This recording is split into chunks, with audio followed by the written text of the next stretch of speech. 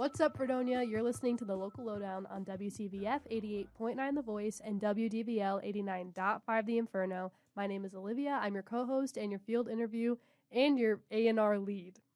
Hello, I'm Charlie. I'm your co-host, lead scriptwriter, and executive producer. Hello there. I'm Cece. And this is Adam. And we are your technical producers. Tonight's show is brought to you by Fredonia Radio Systems in a group effort to promote and showcase the local music scene here in Fredonia and Western New York at large. Welcome to the Local Lowdown. On this episode this week, we have Beef Gordon. How are you doing? I'm doing great, thank you. Could you well, you already did introduce yourself. Could you tell us how you got your start as an international vocal talent? Oh, well, for Beef Gordon, I was at my mom's place and she had a Casio keyboard that she got at a thrift store.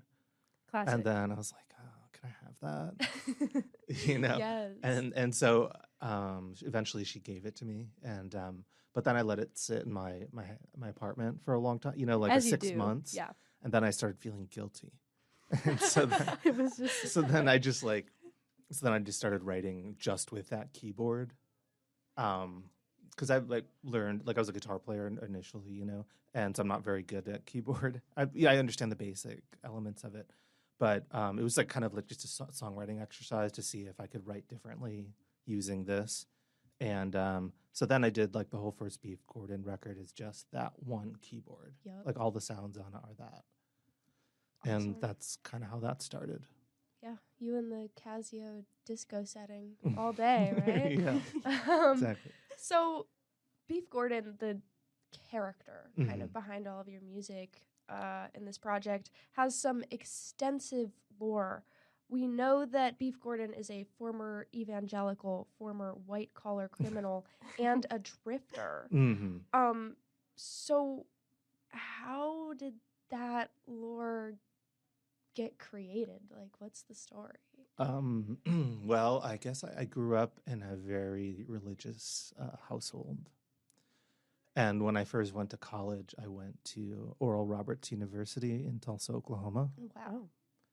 So they're pretty strict. They have separate dorms, and you had to wear tie to class and things like that. Got you.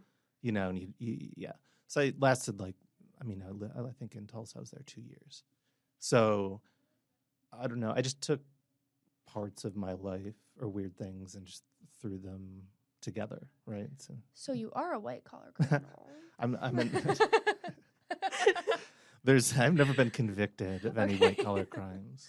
Right, just suspected, I guess. Okay.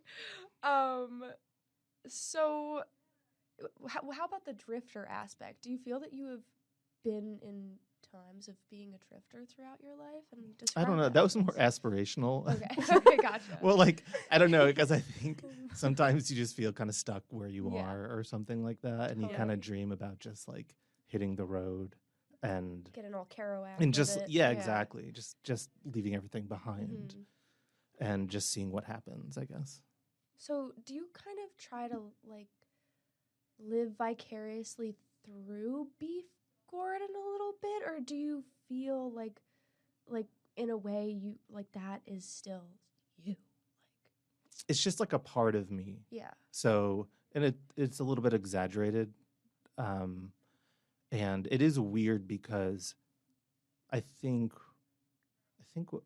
trying to remember when I put in because I don't know if I had sang out of the country at that point, but I did. You know what I mean? It happened.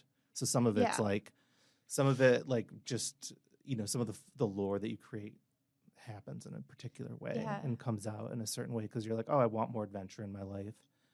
I lived in New York City for a while, and you just get caught up there. If you're working a lot, you're paying a lot in rent, and you're oh, you can't really leave. It's too expensive to leave, so you're just that's it. And then you're really I really just want to travel. I just want to see other places, and I just feel stuck here. Totally. Yeah. So we know that you got the nickname Beef through doing some mission work in Belize as a mime. That's what I found. Yeah, I did go to Belize as a missionary as a teenager. Mm-hmm. Yeah, and we did do some mime. It didn't. How does that come about? Yeah. I don't know. I mean, basically, we actually like did a lot of work at a radio station, like a Christian radio station, and owned by locals. And we did a lot of like just work on there, like drywall, cement, like things like that. And then we would go out, like witnessing or whatever, and do mime or singing or things like that. Yeah, Totally. But yeah, you got the nickname Beef because the people you were with realized that when you were sunburnt, you were kind of pink and you looked like beef. right. Yeah. But, which, yeah, totally makes sense. Got it. Where did the Gordon part of your name come from? I kind of just wanted something that sounded American. Mm-hmm. Yeah. Because that makes sense. I wanted it to be like American music, like kind of like, the idea of the cowboy or the frontier, that kind of a thing. Mhm. So Definitely. yeah, I just felt like a lot of people were being really pretentious, so I kind of went in the other way. Yeah. Yeah, I Yeah. definitely hear that in your music, and I admire that about you so much. On that topic, an article from Rock City Mag described you as a lost character from Fear and Loathing in Las Vegas. And when I read that, I was like, yes. I was mad I didn't think of that first. I was like, totally, that's so real. How do you feel about that description? I think that's a lot of fun. I do. Yeah, I think that there is that kind of, to a certain degree, some like kind of gonzo kind of writing, right? Surely. I would say that I've actually recorded more records than I've put out, so there's more of that kind of wild stuff on other records that I just haven't released yet. But yeah, I think, the American frontier, like, just going on wild adventures and things like that, because it's like as you get older, sometimes like you don't get to go on as many adventures because you have more responsibility. Yeah. Yeah. The weight of life. Yeah, exactly. Yeah. So to throw back to your first album, Queen and Shade, I'm not on the microphone. I need to I'm not even on the chair. I'm off the chair. Girl, turn that. I can change it. Hold on. I can move the chair. We got a Actually, minute I don't now. move the chair. I don't know why I never thought about moving the chair as an option. I've just been half Scooching on and off closer the and closer chair. to the Yeah. edge. for Just 3 get comfortable, interviews now. Yeah, it's okay. Olivia, relax. Olivia, look at me. It's okay. Everything's gonna be okay. Side note, we know our own Gordon. We have a Gordon that we know. And I think they're also very patriotic in a sense. They wrote a song Absolutely. called Land of the Brave. Yeah. And Uh-huh. we can show it to you. Okay. We can show it to you after. Yeah. Do you like the song "Land of the Brave"? Is Oh, yes. Absolutely. Okay. We'll have to. I assume we're cutting a little bit of this banter out, so I'm just gonna say it. The opening verse of that song is jerking off to porn in the parking lot at Walmart. Can't afford to go into the store anymore. So it's very. Yeah, It's very- that sounds provocative. It's awesome. Oh, it's so good. We should get the Gordons to meet. But you really you got to be Yes. careful when you're doing that. If there's kids around or families, you Yeah. don't You really gotta wanna- think about it. Yeah. You gotta pick the right hour. There's- Get a blanket or Yeah. something. There's a Yeah. bigger picture. Yeah.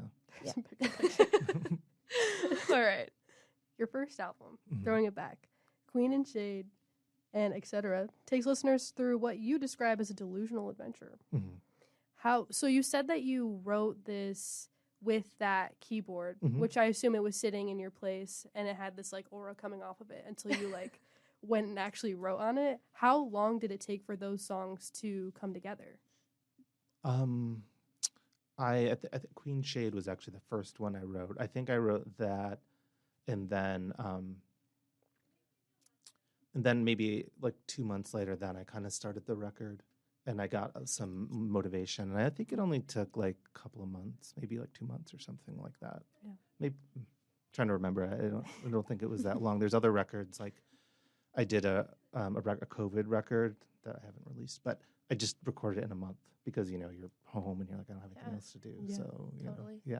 Would you ever release that album? Yeah, I would. Was that Ballad of Beef Gordon? The Ballad of Beef Gordon. Yes, the Ballad of Beef Gordon. That's the unreleased record. Yeah, I was searching for it. I was like, wait, where Yeah, is I really this? have to put that out. Yeah. It's pretty much finished. I just I don't know what happened. Just I perform a lot of the songs. I just never released the record Yeah. for some reason. You gotta But that's like kind of, I guess, playing into more of the beef lore. gotta Yeah. keep Yeah. some mystique. You Mhm. got to see it live, or else you can't hear it. It's an exclusive experience. That's good. The album also includes a cover of Macho Man by the Village People. You say that's a great inspiration of yours. What are some of your other musical inspirations? Let's see. I would say, have you ever heard of the band Suicide, the Yes. punk band? Yes, I was listening to some of your singles, and you know how Spotify will just go on to a recommended song? Yeah. The first song was a Dean Blunt song. The next song was a New Order song, and then it was Suicide. And I was like, this all, yeah. I was like, this is all pretty, yes. It kind of varies, but I mean, like, I would say as far as the sound goes, it's Suicide. It's not that aggressive. I mean, they can be aggressive, but then also, I guess, very sweet too. So there was like a minimalist element to it that I really like. So that was definitely an inspiration, and probably like, I would say Nick Cave, Serge Gainsbourg, maybe Jarvis Cocker to a certain degree. Yes. And then I don't know, just other weird electronic music. Like I was saying, that one record by Jean-Michel Jarre before we started recording. Yeah. It was like this French instrumental analog synth record. It's like really cool. Awesome. Yeah, I too now want to drive down Highway 1 in a DeLorean listening to that. I want to do that. 100%. Yeah, totally. I kind of, when I was listening to your music, have you listened to John Mouse at all? A little bit. Because I totally, like, that was the first thing that I thought of. I was like, oh, this is very, I got, R. Stevie Moore? Yeah. John Mouse, R. Stevie Moore, and Ariel Pink. They were all, like, things that your music was very reminiscent of to me. I've definitely listened to, like, R. Stevie Moore and Ariel Pink, but I would say I don't know if it's an influence, really. Yeah. It's more of, like, I was kind of doing something like that, so I was listening to like what they were doing in a way, but I like it. No, totally. Yeah, it's just those were the first things that popped up in my head. I was like, ooh, I love this. So in 2021, there was a documentary released about you, or I think it was 2020. Oops, sorry. There was a documentary. Yeah, I think I just printed this wrong. There was a documentary released about you. It was about 13 minutes long. And in the bio, it says it was a 6-month process to create that project. What was creating that project like? What was the behind the scenes like? Well, Trish shot that, and she was going to RIT at the time, so it was a kind of a project for that. I think it just took longer because I think we had shot most of it in 2019. So, the fall and winter. But then I think it was just because COVID hit or something like that. Makes then sense. it just took a while to get finished, really. But I mean, a lot of it was, her just following me around or coming over to my apartment and, doing little interviews and things. And then there was a live show she recorded. I think Harmonica Lewinsky was there playing, and love Harmonica Some of my Lewinsky. favorite footage of inside of Bug Jar, because you can actually see the ceiling. Yeah. Which I had never. I went to Bug Jar for the first time last year, and I had no idea what I was in store for. And actually, for the longest time, I was accidentally using the men's restroom because I just never knew that the women's restroom existed. So I thought it was an everybody bathroom, and nobody stopped me. No, nobody stopped either. Nobody stopped me. But I didn't realize. All right. I didn't realize going in there that there's an entire living room, kitchen. Yeah. I just noticed we went to the Feeble Little Horse Show a few weeks ago, and I just noticed the bathroom up there. I had no idea that was a thing. What's it like performing at Bug Jar? I've only ever been a spectator. I mean, I've played there a bunch in with Beef Gordon and with different bands and stuff. But I mean, it's a lot of fun, and it's after a while you get to know the owner and the bartenders and things like that.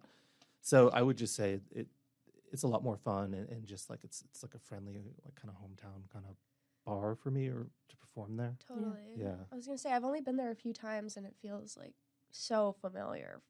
I feel like that's one of those places where years and years from now I'm still gonna be able to picture perfectly what it's like in there. It is pretty unique. It's kind of like a bygone era. Yeah. Where, and this is what I like when you travel around the country a bit, is you see these weird venues or stores that just have a lot of personality, which you see less and less of nowadays because everybody wants to corporatize or make it really clean on Totally. the inside. But this is just this bunch of junk on the walls and stuff on the ceilings. Yeah.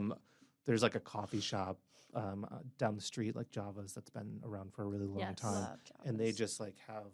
just it's a maximalist with all the paintings and photos and stuff like that, which they don't do as much anymore. Yeah. But I do love that place and how they do that. Totally. I love the love little Java's. taxidermy in there. I think is it a taxidermy raccoon or something like that? I know It's a wolf. Yes, It's a wolf. it's a Yeah. like a coyote or Yeah. something. Raccoon, yeah. Yeah.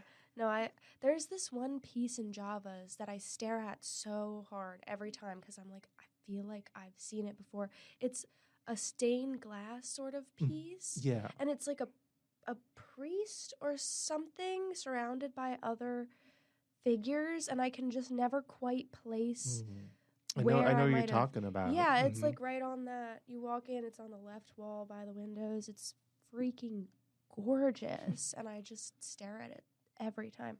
My one time we went in there, me and my other friend from Rochester, and we walked in. It was later at night. It was like 9. They close at 10 or something. It's And- so lit. They're open that late. And yeah, I love going totally. there to They study. used to be open till midnight, I Yeah, think, getting back in a the coffee day. at Yeah. 9 p.m. Nothing better. But they were playing the entirety of Grace by Jeff Buckley front to back, and she was like, "What is this? I've never heard this. This is awesome." And I was like, "You've never heard this?" So Java's put her on, Jeff Buckley. And What's your go-to order at Java's? I either get just a black coffee or a cappuccino. nice? Keep it. I love simple.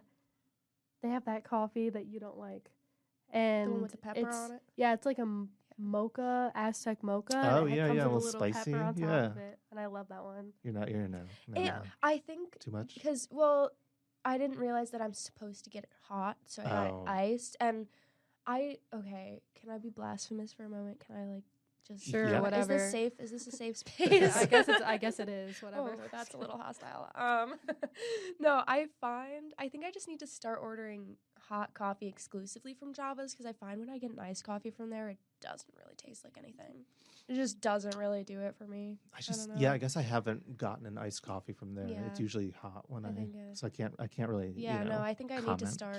I think I need to start getting the hot coffees. I think that's user error right there. For some sure. places like if you go to a third wave coffee shop and you get a coffee and it's kind of tastes like tea, so you got to get the Yeah. Americano. Yeah, Yeah. totally. But okay, back to your Okay, documentary. we went off. Enough on the Rochester lore. In your documentary, there is a scene where a couple of Instagram comments flash across the screen. One of those comments is, "Please, can I book you for my funeral?" I wanted to know, have you ever played a funeral? Would you ever play at a funeral? And if you could play at anybody's funeral, whose would it be? I don't know. I mean, that would be tricky. Yeah, definitely. I don't know if Yeah. I mean, it's Sensitive pretty question. dark, You would and I have don't to know be if in the I'd will, want too. to. Right. I don't know if I would probably be a little uncomfortable doing that. Most likely. But if I had to pick anybody's funeral to say, I mean, You know I what, don't dead or know. alive. Dead or Anybody. alive. Anybody. The The funeral alive could have person, and happened. you're just manifesting. Wait, we're not manifesting I anything. feel No, like we're I not. know. We're Okay, I'll not. just say I wish I could have played at Richard Nixon's funeral. And yeah, you know what? That is Yeah, an but- appropriate answer. But it's I feel like that would have been a fun crowd. Yeah, Oh, no, yeah. for sure. I would love to see Beef Gordon and Richard Nixon's funeral. Doesn't Heenan's have a lot of Nixon stickers? What? Reagan. It's Reagan Reagan. stickers, It's okay. like women for Reagan. I'm like, and then there's a Bernie Sanders quote. I'm like, this is a vibe that I'm not It's Yeah. sure. it's I don't odd like that there. bar. I got roofied there. It's a whole thing. I'm not Oh, into that's that not good. bar. Yeah, it's okay. we have It's okay. a lot of drama with the inside of one of the bathroom doors. Oh my goodness, my friend. Oh, God. I don't. Is it a even know. lock situation or is it? No. It's It's me and our friend group signed the inside of this door because There's it's a like lot of other graffiti in there's there a lot as of well. other graffiti in there. Okay. We It's signed- open to sign. Yes. If you think about it, We you just all have to have the signed- tools. And my friend has this, again, same friend we were talking about earlier, has another crazy ex-girlfriend. Who Seems to be a trend. Then, It right? is. Some people like drama. Which she side has- note, she literally took a bumper sticker off of our friend's car This- and put it on her water bottle. Yeah. And was she walking like, around I did with something it. bad. Anyway, she did another bad thing in the Heenan's bathroom where she crossed out my friend's name. Mhm. And then we went back and we were like, oh, what the hell? Sorry, what the heck? Ooh, that's Sorry, like the first time Cece, I've done sorry, Adam. that. Sorry, Cece. We were like, what's going on? So we rewrote her name for her, and then we went back again, and it was crossed out again, and cheater was written over it. Oh. She did not cheat on this girl. No. She did not cheat on this girl. So, Jenna, if you're listening, I don't like you very much. Sounds like a lot Sorry. of drama. So much drama. So much All drama. playing out in a bathroom wall. Yeah. No, and like, It's kind of poetic. I kind of it's want kind of to, beautiful. for our band, we should make it like an album cover. Just Deanna's name crossed out. Yeah, and cheater next to it. I love it. It's awesome. What's What your is it band? about? Is this just a hypothetical band, or do you have a It's band? no, it's It's real. real. We Real. have everybody. Yeah. We just haven't practiced, No. Yeah. and we haven't written anything either. I low-key wrote something in the car the other night. I swear. I'll Okay. show you. It's called Thumbelina. Yeah. Hopefully, you have a voice memo of it so you remember it. No, Oh, you got to do that. Just, I have all I have of them. inspo songs. I don't know. I was just trying to. It's okay. Hey, Olivia. Everything's gonna be We'll get okay. there. We'll get there. We'll get there. Okay. Again. Back to Wow. the documentary. Lots of sidebars today. no, it's Um, fun. Sidebars are fun. It's true. Those are the best sometimes. So you also say in this documentary, you have a varnish on a thing, and I just want to be the unvarnished beef. So how have you grown into and become the unvarnished beef? What has the process of sanding all that varnish off been like? I think that's kind of like the idea of maybe lyrically, right? So it's a kind of an adventurous lyrical endeavor, and it's like how do you continually kind of mind that, get there, and be like I just don't really love things that are like overproduced and too shiny, like too poppy. Totally. You want a little bit of grit in there, but you also want it to like work and not to be you don't want it to be too rough or something like that, right? But it's just that kind of like, it's just like when you see wood and that wood has, the varnish has come off a little bit, but it looks kind of cool. Yeah. It's kind of worn, Vintage. Totally. a little bit lived in. frayed. Yeah, Yeah. definitely. It's beautiful. I love that.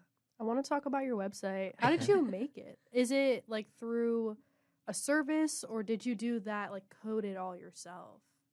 It was through a service, but I did. I mean, like the opening screen, that was my idea. Yeah. So and, awesome. And just I love like it. having it be on a loop. So it's like when, I don't know, because it's like I think a lot of times when you go online, you feel a little bit anonymous. I mean, not so much anymore, but like you can get mad because you don't really see a human be like on Twitter or whatever, Totally. X or whatever it Yeah. is, or whatever social media. Sometimes you don't view them as like a human being, and I thought that was just like, no, I'm like I'm You're on right the other side of there. the You're doing screen. it, yeah. Yeah, just Yeah. like you or whatever. No, it was awesome. I did feel like a spy looking at it. I was like, I had this song called "Suspicious Drifter," which is I perform a lot, and definitely like that's definitely part of the idea of that. It's just like that people are watching and stuff, Mhm. and I think it's like a modern thing as well, where it's even more so than before. So if you were paranoid 10 years ago, then now you probably should be even more paranoid. Yeah. Oh.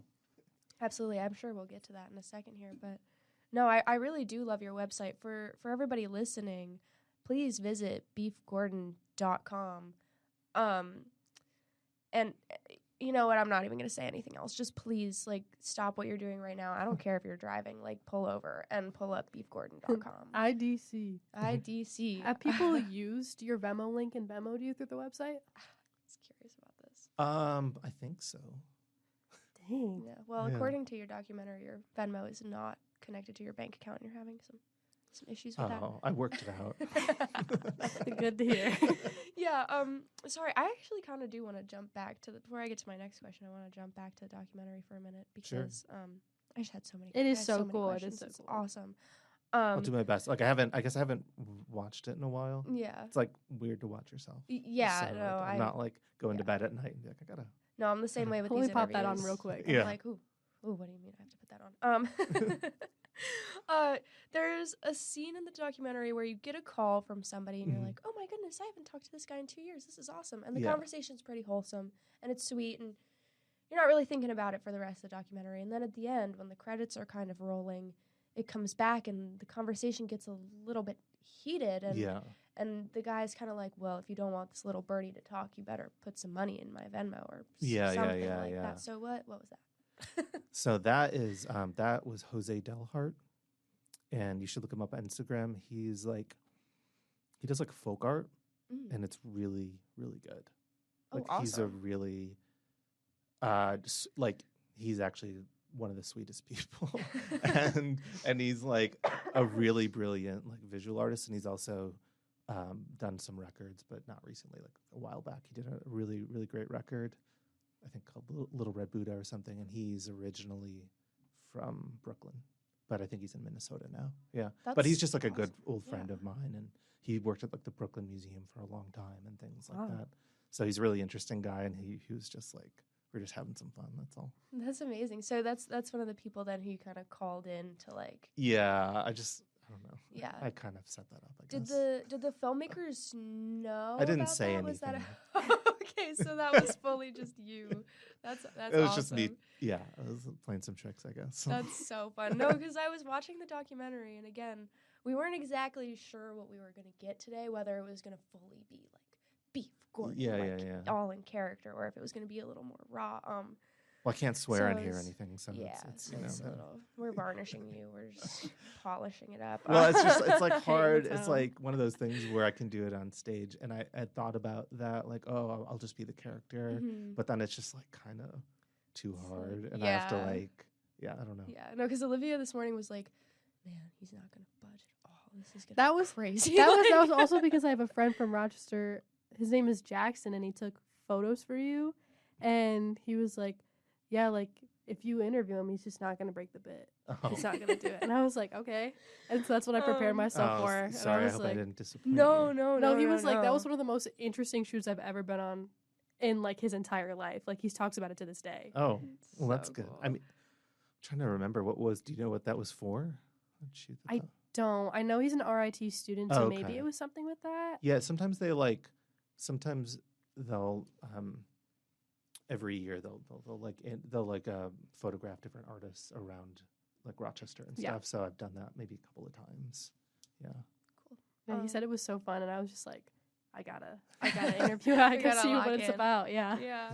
Oh shoot, what was I even gonna? Oh yeah, but I was basically just watching your documentary, and I was like, wait, is this real? Like, are we actually talking to a white collar criminal? Like, what? Well, I mean, I think that's kind of what I wanted. Yeah, I wanted to leave. I mean, I didn't direct it or anything like that, but I just kind of wanted to leave people a little bit unsure. Yeah, and I was. It was beautifully executed. I was unsure. Yes. Yeah, I think there's like isn't there a part where like we're at some park and there's like this guy in this bus and you go on the bus. Yes, I was gonna ask about that as well, and you were like, "Oh, this is what happens to me on the daily." Like you were like, "This is my life." That was a little bit over the top, probably. No, I loved it. I thought it was perfect. But sometimes if you open yourself up and you can just meet really interesting, weird people. Definitely. If, because sometimes I'm not that adventurous personally. Like I won't. But if I'm with the right people, then that happens. Yeah. I went to Bisbee in March, Bisbee, Arizona. Oh, okay. With a friend who actually, he was the original drummer for Harmonica Lewinsky. And so he's like, hey, do you want to go to Bisbee and visit our friend Timothy, who's like this musical savant? Yeah. He's like incredible. Like it's like one of those things where his life might be in disarray, but like his music's like incredible kind of a thing. And you're just like, I don't even know how you do all this. Yeah. Like he'll be like, anyways, but I went with him, and my friend Dan is a very charismatic guy, extremely charismatic guy. And so we would just find ourselves talking to all these interesting people and then just being, oh, do we want to go to this like event my friend Timothy's playing? Like one time his truck broke down like the first day we got there, but he had this old 70s Dolphin camper. So we're like driving through the desert, and me and Dad are in the back of this like Dolphin camper that we're like felt like it could just break at any moment, you know.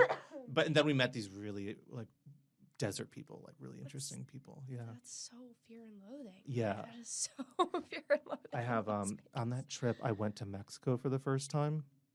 Naco, it's right because it's right on the border. Mm-hmm. So we're driving down, and it's like three of us in a car, and my friend Timothy gets a text. And this is a little bit of a story, but I'll let you have it. This is like the adventure stuff that happens, right? So what happened is one of his friends like had a miscarriage. Oh. And he hadn't talked to her in a while, and he's like telling us about this, right?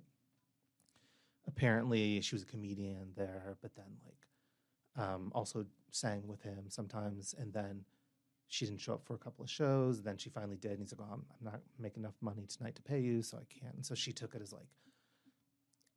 like, oh, you don't like my singing or something. Just got offended or whatever. So we park on the American side, and he's telling us this whole story, and we just walk into Mexico, and nobody stops us. So I mean, you know, it's like it's a border town, you know. So we just walk in because we went to go for lunch to get some tacos. So we're in this restaurant in Naco, and the woman walks in. Appears. And she's like got blonde hair, like parted down the middle and kind of long, and just dark eyes, and it looks like she had been through something. So he went out and talked to her, you know, kind of was like, oh, I hope you're doing okay or whatever. So then we're just walking around town, just like checking things out, and we see her kind of zigzagging across the street, going into different places, looking like ghostly. And then, so we got a coffee. It was really, really, really cool coffee shop. And he gets a call from her, and she's like, oh, you know, something happened to my debit card. Would you mind like picking up my food at this restaurant? And he's like, yeah, it's fine. And then she's like, well, I went back to the United States. So would you mind bringing that back? I mean, it's like 15 minutes away. Yeah, it's not. Like, And so like he's like, all right, fine, because she had been through some stuff. So we're like, okay, whatever, we'll go. And then I'm just like, okay, like, I mean, it's just me being paranoid, but I'm like, just double check what's in the package before we walk across the border. Oh, yeah. You know, say like I don't want so. anything like weird happening, but luckily everything was okay. And we got It was over. actually just food. We got over there and gave it to her. And then we go back to his place. And so Timothy had to go see this girlfriend he's like on and off with. And so me and my friend, Timothy. we're just sitting in the back. We smoke a joint or whatever. Yeah. And it's like beautiful. It's like 70 in March and stuff. So then he comes back and he's like, there's a birthday party happening at a recording studio. So we're like, okay, well, let's that would be, it sounds like a lot of fun. You know, meet some interesting people. So then we're leaving and she shows up at his door and she's drunk. And like he lives like half a mile away from this place called the Hitching Post. And so he like lets her, and she just wanted to lay down. And so we're like, dude, like what's going on? What's going on here? Is she okay? You know what I mean? Like she's been through a lot, and he's like, oh, she just wants to rest. And we're just like, did she miscarry your baby? Like what happened here? You know? And he was like, no, whatever. And then we go to this party, and it was a birthday party for the bass player of the Flaming Lips. Whoa. And that was Arizona. And this was like one day. What? In Okay. Bisbee, Arizona. It's like an artsy kind of like old mining town and stuff. Awesome. And it was just like, and then Right. my friends like playing Happy Birthday on like a Wurlitzer and stuff That's like that. It's just like, insane. and this was all like one day, and it felt very like Lynchian. Yeah. You know, like weird, creepy. And then all of a sudden you're like, what? Where am I? Yeah. That very is so Lynch vibes. cool. That's Side quests. wow. Yeah. Side So quests. sometimes like, you know, singing about this stuff, then things kind of happen. Yeah. sometimes. Things just wow. like you end up Things having just align. adventures. Do you ever feel like you're like, whoa, where is the line between me and Beef Gordon? And everything is getting frayed and intertwined. I don't know. No, I don't think so. But I mean, like when I'm writing, you know, it's like sometimes like, what would Beef think about this, or how would Beef approach this You gotta get a situation, which is bracelet. What would Beef do? exactly What would like. Beef Bumper do? stickers. We can. What would Beef do? But Yeah, I that's would like buy that's that. kind of the fun of writing that Yeah. stuff. Yeah. That's wow. Wow. So All right. sometimes So it's much like it's fun. weird. It's so strange. Like I also was like, I didn't finish it, but I started writing like a Beef memoir, kind of a story, you know. and it takes place, and there's kind of starts off with a road trip, and then Mhm. then all of a sudden I had to do a road trip. I had to help a friend move from like San Diego to Pittsburgh. Whoa. Like it happened, and it was like under not the best circumstances, but like, I was writing about it, and then it like happened, or not the Yeah. same thing, but just like something similar to what I was writing about happened. So that was all that kind of freaked me out You're a little writing bit. a Yeah. prophecy. If you Yeah. continue it, I know, It's I like know. I was going. like, I was like, I really should finish it and see what happens. yeah, it's like See if it all comes true. what's that Yeah. movie with the game board? Oh, And then- Jumanji? yes. Yeah. Yeah. No, the other one. Was it you? No, because they were in like outer space. It's like an older. Oh, yes, I know what you're talking about. I don't know what and it it's has called. like spaceships and stuff in It's it. like the same concept as It is the same concept, but Jumanji. that one's cooler. I feel Okay. than The Rock Johnson and Jumanji. Whoa. I haven't watched it. Actually. Robin Williams, original R.I.P. Jumanji. Okay, R.I.P. Olivia. Probably the best Can't- Jumanji. yeah, I can't Moving say on. anything about that. Uncultured. That's fine. Okay. So let's jump back to Okay. April of 2021, specifically April 30th, 2021. You released a song called Purple iPhone, a Uh-huh. personal Mhm. favorite of mine. Oh, thank you. Hey, of course.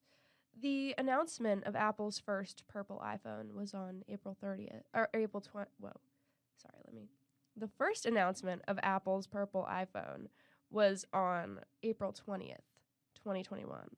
So you made this song and released it within 10 days of this announcement. Yes. What is the story of the inception and creation of this song, as well as its accompanying music video? Well, so at the time, I think it was probably around COVID, right? So it's like, so I was just kind of challenging myself. Like I had done this. My friend was doing a blog in Berlin, and like it was called like Weekly EP. So he would have guests on, and they would record like a record or as much as they could in 1 week, and then release it on That is so cool. That's awesome. on the podcast. So after that, I was doing somewhere like I was doing like, okay, I'm just gonna like take something and write it and release it in a week. And so Purple iPhone was one. I did 3 songs like that. Purple iPhone. Let's see. I did Friends like that Yes. and Dear Melinda. So all of those were written like just Okay. in a week and put out at the end of the week, kind of a thing. That's Yeah. so It's just like a awesome. challenge, I guess. Yeah. Yeah. Yeah. Was it particularly challenging to do that in such a short amount of time? I mean, it's like you have to make a lot of decisions. Yeah.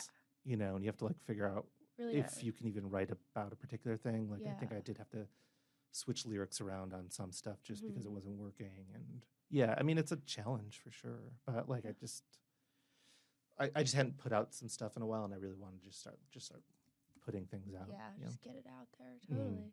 But Would you yeah. would you recommend that to other people if they were trying to they were stuck on like recording, writing music, putting a timeline on it like that? 100%, because it's like I think sometimes timelines help produce it, like help it have a cohesive sound. Because if you're only doing writing and recording in a particular time, you're in a certain mental space, and you might have like limited things, a keyboard or guitar or bass or whatever. You don't have like tons of stuff. I think it's good to not throw the kitchen sink at it. And like with Beef, I really try to limit the amount of tracks I have and like how many sounds are in there. I want it to be kind of open a lot of times, not all the time. But yeah, I don't try to put too much in there. Just make a decision.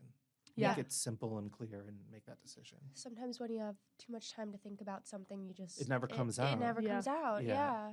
Yeah, definitely. Speaking of decisions, your latest album, American Paranoid, Uh-huh. deemed a concept album by Rock City Magazine, came out on September 11th, 2024. Yeah. mhm. Your timing seems very deliberate. Why did what? you decide to release this album on September 11th? Was that part of the theme or the concept of the album? Yeah, I mean the overall record's like a paranoid record, and it deals with like certain like just conspiracy theories and stuff like that. And I thought that would be a lot of fun to do, Yeah. but people at the time didn't seem to have as much of a sense of humor about some of the stuff on there. but I don't know. But that's even more of a reason to release something like that. Definitely. Yeah. Yeah. Definitely. What's your favorite conspiracy theory? Well, I don't know. It's not like it's. I feel like a lot of conspiracy theories feel really dark, So I don't know if I have like a favorite one. Oh, What do you I find could the talk. most Okay, interesting? all right, okay. Yes. Dave McGowan wrote a book called "Weird Scenes in the Canyon," and it goes through like the scene in Laurel Canyon in the like late '60s, Ooh. and it goes through a lot of like the major players like Jim Morrison and Crosby from Crosby, Stills, Nash. And basically, he points out that a lot of the big stars are connected to military. So, like Jim Morrison's dad is Admiral Morrison. Oh. So Didn't know this. Admiral Morrison, was in charge during the Gulf of Tonkin incident, which was a false flag operation that got us involved into the Vietnam War. Right. Huh. So, and then it goes through and basically, like, from what I remember, I know Crosby, he's like comes from a very old, wealthy American family that came over on the Mayflower and things like that. And then he was connecting them to like, CIA and different stuff. So basically the idea is that culture was like created. Basically, like what happened is that the hippies stopped the anti-war movement. I can't use the right word because it's a swear, but let's say sheep dipping that. So basically, you make the anti-war movement look crazy to the average American to kill it. Yeah. Oh. And so it was like a way Totally. to like kind of control culture. And we think of like, oh, free love and hippies and things like that. But when really like a lot of the anti-war movement of like, let's say Martin Luther King era was a little bit more buttoned up, a little bit more like these were serious people. Definitely. And then you come in, people are on LSD and You're like, ooh, and then you have the whole Manson thing that kind of killed Mhm. the 60s. So he suggested a lot of that was manipulated to manipulate popular Interesting. culture. Never So thought I about wish it we like had that. a pen in here. We So usually have a you pen. You so should we look can... into like Yeah. modern pop stars and see who Yeah. their parents are. Oh, that. My Like- next book. Like who's Chapel Roan's dad? Oh gosh, I bet he's a character. Isn't I think he was head of drone operations in Africa. Wait, are I'm you pretty serious? sure. I'm pretty sure. I'm isn't not her 100 uncle on that. also? He's like a Republican or something. He's also Yeah, in he's a- office. No. Yeah. Like a lot of times, like it's Wow. It doesn't really matter. It's like Yeah. like in the sense of like it's there to make you think a certain way. Yeah. Right. Sorry. Yeah. Is this a big part of your inspiration to move away from traditional pop? Like all of these theories, does that play a role in you trying to like? Well, no. I mean, I do like pop. I mean, in the sense of like I want things to have melody Totally. and to be catchy, but it's also like I just get bored. It seems like culture got really boring music wise, and a lot of that's like kind of the Spotify era. Yeah. Where things get promoted because it sounds like something else. So you had a lot of bands that were like, okay, this band sounds like Led Zeppelin. And it's like, Yeah. well, no, I'd rather just listen to Led Zeppelin, you know? And I think a lot of conformist kind of music got popular. So it was just my push to like, you're not necessarily going to be famous by making music or even make a lot of money. So you should at least like make what you want to make and like push the envelope. I mean, that's just the way I look at it. No, absolutely. And so, yeah. On this album, you had a lot of sax featured Mhm. throughout it. How was this writing and recording process, and how different was it from your first album? Well, it was actually kind of cool because usually I do most of the records by myself, and I think I'm trying to think of one of the first ones I wrote might have been like Pop Star. It might have been one of the first songs I wrote, and I was playing this band Jazz Goons, and we had a sax player in that band, and his name Nick Hodo, and so I was like, hey, would you want playing on this song? And he came over and did it, and it was like I think I wrote and recorded and wrote everything December and January, I think, yeah. So it was all done in like 2 months, and so it was actually kind of fun because he would come over and laid out some ideas or whatever, and sometimes I have to like cut things up and make it fit right. But then then it would inspire me to write something else to like keep on it, keep the momentum going. Yeah. And I'm like, I got like 2 songs for you. Come on over. When can you come over? And that kind of thing. So it did help push that process along, having somebody else there. Totally. Would you work with more if you could work with anybody on your next project, who would it be? Oh, I don't know. Dead or alive? Wow. Yeah, I don't. That's kind of a tough question. I don't know. I guess I do. Sometimes it's like I do more wild and crazy stuff when I'm alone. So I think like part of the process I like to be alone for, but it would be cool to be in a studio or, I don't know. I mean, like it'd be cool to have Phil Spector doing his dad, you know what I mean? Yeah. But I don't, it's kind of hard to say because it's like a lot of it, I need a certain amount of alone time just to create it, because sometimes if I'm around people, I'm a little bit self-conscious, unless it was like the right person that was kind of encouraging my like wild and crazy side. Yeah, totally. All right, everybody, we are back from our short little break, and we have so many more questions for you, Beef Gordon. We're gonna get down to the bottom of this. We're gonna get down to the bottom of this. Okay. So was your father in the CIA? No, I'm just kidding. No, my dad is not in the CIA. So you have a song about the TV show Friends. Uh-huh. I love this song. This song got me giggling. I was loving it. Specifically, this song is about how fond you are of the character Monica. Mm-hmm. Why Monica? I mean, I think I don't know. I feel like Jennifer Aniston kind of looked like my aunt, so Monica was the person to obsess over more. So I guess. Sure. But I think it was just like when I was writing it, it was just like an idea I had, and I just had the whole thing devolve into like my obsession with Monica.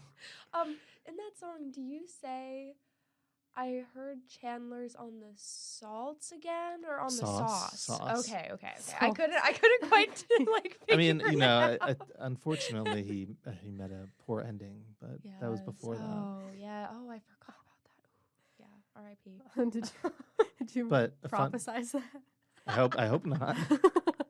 But Everything it you is say true. You got a comes magic true. notebook. My friend did have a dog named his dad named Yes. Chandler because he Wow. was obsessed with the Chandler. Dachshund, correct? A dachshund. Dachshund. Yeah, nice. a dachshund. Yeah.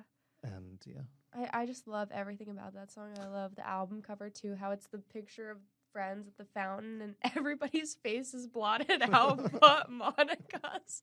I was just like, wow, the attention to detail is wonderful. It's beautiful. You tapped on it a little bit before, but you said that you've played outside of the States, and specifically you've played shows in London at the Shabby Doll House, as well as a private event in Lisbon, Portugal. Yeah. What were those shows like, and how did you end up over there? Okay, so I ended up, my girlfriend's a writer, and she wrote a novel that came out last year, and the publisher of that novel lives in France. So they wanted to get together at some point and work over the details of the release and all this other stuff. Yeah. So she's like, "Oh, do you want to meet in Lisbon?" And so I was like, "Okay, all right." Side quest. So I got to go out to Lisbon, and they were like working on, because they were also releasing this. Chris had this other book of poetry that he was releasing. He's like French American, so they were like working on that and planning that stuff. And I'm like wandering around Lisbon. It's very hilly. It's like very much more hilly than San Francisco. But they had a couple of friends in Lisbon, and so they decided to do a reading at like an apartment. So a bunch of people came to this reading. It was like, 25 people, but still like, and then they asked me to like perform at that. So it was just like a little like kind of apartment house party thing that I got to do. So that was just That is awesome. cool. yeah.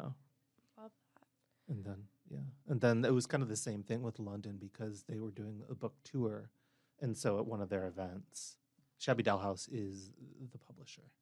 So at one of their events in London, I performed there, as well as with some other like readers of poetry and novels and stuff. Yeah. That is so cool. Where would you, if you could perform anywhere, where would you perform? Any venues that you've ever like wanted to perform at? You were talking about like cool dive bars that have like a lot of personality. I mean, I don't do. know. Okay, so I do think that I like performing inside better for Beef Gordon than outside, because I did like perform around the COVID era time. I performed like in Woodstock at this like barn outside, Oh, yes. and Yeah. everybody's just like on blankets and Yep. stuff and kind of far away, Mhm. and it was like light out, and it was just like. I think like Kip Malone performed there, yeah, and it was just, and there was some weird, because it was like Hudson Valley, so there's like Yeah. weird old like movie stars that aren't movie stars anymore that were on like Yes. there, everywhere. but it's just like it was like hard to get the vibe right because everybody's just like so far away Yeah. and stuff. So I do like kind of darker, more intimate venues. I guess I don't really have necessarily a specific place, but I don't know. Like I would love. I mean, there's just different cities that are really cool. Like, it would be cool to perform in France or Paris or something or whatever, or I don't know. I mean, I think like South America would be cool too. But it's just like one of those things is that I performed in places, like I performed in Berlin before, and I had some friends there, but like it's English isn't the first. Most people speak English, but it's not their first language, so sometimes they'll like kind of miss certain things Oh, in it. Yeah. So unfortunately, or fortunately or unfortunately, it has to be like places where they're familiar with English, because that's kind of yeah. it's the fun lyric. of it, It's yeah. a lot of it's lyric Yeah. based, so they kind of need to get it, I guess. Totally. Well, we are going to speak to somebody in the booth who we have not seen yet this episode. We've got a question for you from our head of promotions, Brody. Hi, Brody. Hi. So I heard you say that you like weird electronic music. Uh-huh. I also like weird electronic music, and I'm curious if you have any weird electronic music in particular that you want to talk about. Oh man, I think now. I mean, I think like I got obsessed with, like I was talking about before, with like Jean-Michel Jarre, because I really like a lot of analog stuff too, and I don't really like a lot of like digital kind of harsh electronic stuff. I'm more of like a fan of Brian warmer, Eno-y type like of- yeah, that kind of stuff. I don't think you caught me off guard because I was not in that mental space. I don't know if there's anything I can really recommend you. Yeah, that's okay. But- This is a good answer. Yeah, but check out Oxygen. Check out Okay. that record. I was actually listening to it on the drive down, and it was perfect for fall because it's a little bit eerie, and like you get this. Yeah, I am familiar. I love that album. That's a great album. Yeah. I love Brian Eno and all Mhm. that type of stuff. I confused him with another I person. know. The other Wait, day. who were we talking We were about? talking about Brian Rivera. Oh, at the we were station. talking about the chief engineer of the station, and I was like, "Oh shoot, what is Brian's last name?" And Olivia goes, "Eno." It's Brian Eno. I was like, Olivia, no, it's not. And she was so like standing her ground on it. She was like, "Yeah, I'm like pretty sure it's Eno." I mean, there could be two Brian Enos, There right? could be. I don't know. Maybe it's Brian Eno Jr. Is that? Yet Is to he be like the son found. of Brian Brian Eno? Eno the third. Yeah. We'll see. No, it's Rivera. But yeah, anyway. So now we have a question from our technical producer, CC. Hey. Hey, CC.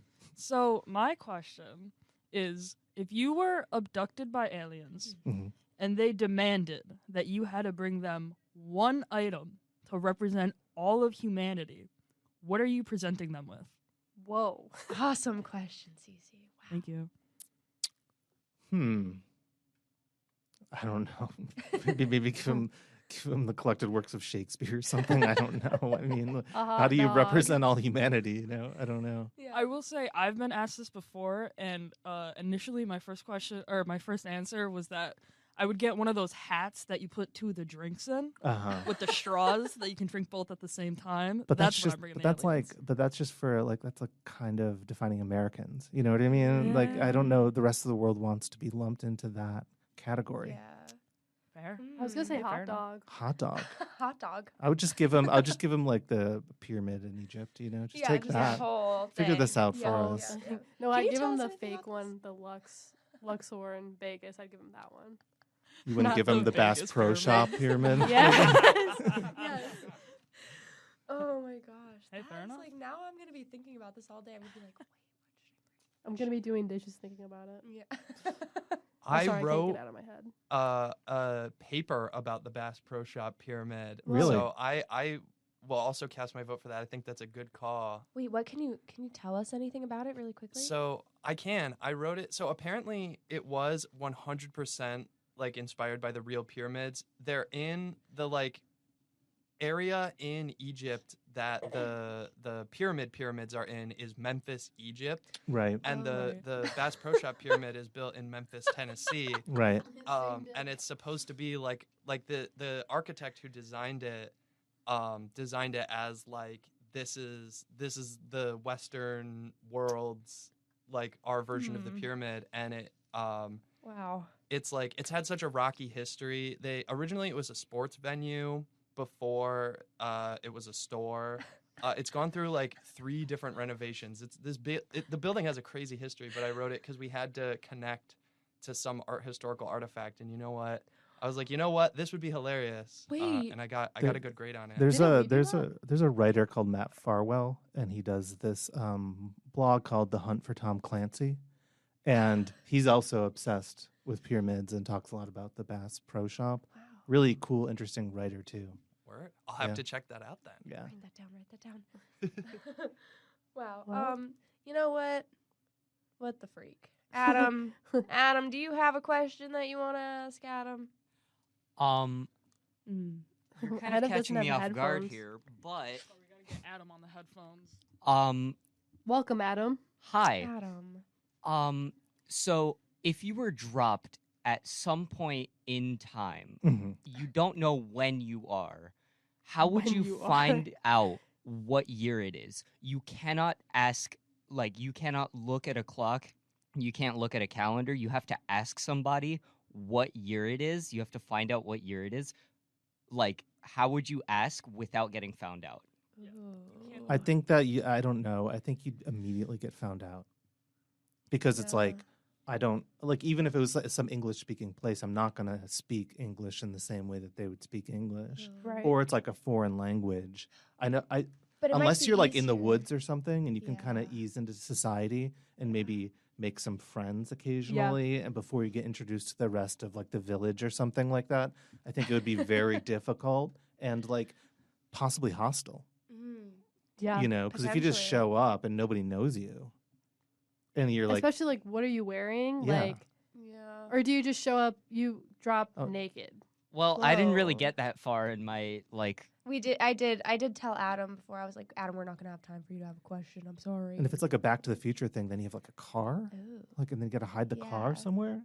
What do you? I feel You're like just done. You're cooked. Or if you're Terminator, you're naked, and then you're pretty Well- vulnerable. well, Very. also, like, what if they interpret you as like some sort of deity that like has come Ooh, down That could be cool. and like you have like a almost religious figure. You become like almost a religious figure. Would you like that? Would you want to be like worshipped in some way? Yes, I would if it meant I get to stay alive. Mm. You know, like I It's all don't about normally survival.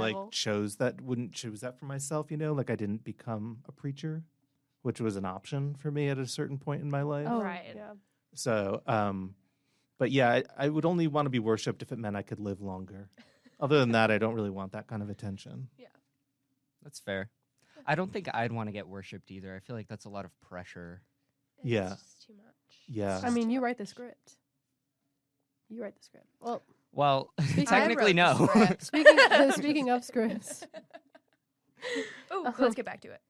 Well, anyways, do you have any upcoming shows, merch, music, or anything else that we should keep our ears and eyes out for? Let's see, Black Friday I'm playing at the Record Archive in Love that Rochester. place. Ooh. And so that should be a lot of fun. And then I think November 8th, I'm playing in Savannah, Georgia. Oh, Whoa. Yeah. So I'm doing a little outside show there, that's so cool. weather permitting. I'm Yeah. probably going to do some other shows while I'm out there, but that's still getting worked on. It's really cool. Where are you planning on playing for that particular show? That's like at somebody's like house. Oh, cool. But it's more of like an outside venue that they like a series that they run. That's awesome. Yeah, I Love did that. do like last year. I went out there and did like a battle of the bands thing because my friend was like Whoa. throwing them, and I got past the first round. I got to this. I almost won, Yes. but I didn't. There's too many locals, you know. Yeah. They didn't know me, Yeah. but It's nepotism. yeah, I know. Clearly, it's Clearly. disappointing. Oh my goodness. Well, I think that concludes another episode of the Local Lowdown. Thank you so much for coming on. This has been such a fun interview. Awesome interview. Yeah, It's thanks been for so having fun. me. Thank you for tuning in to the Local Lowdown on WCVF 88.9 The Voice and WDVL 89.5 The Inferno. Make sure to join us for some more music next week. Same time, same place. Bye. Bye. Bye.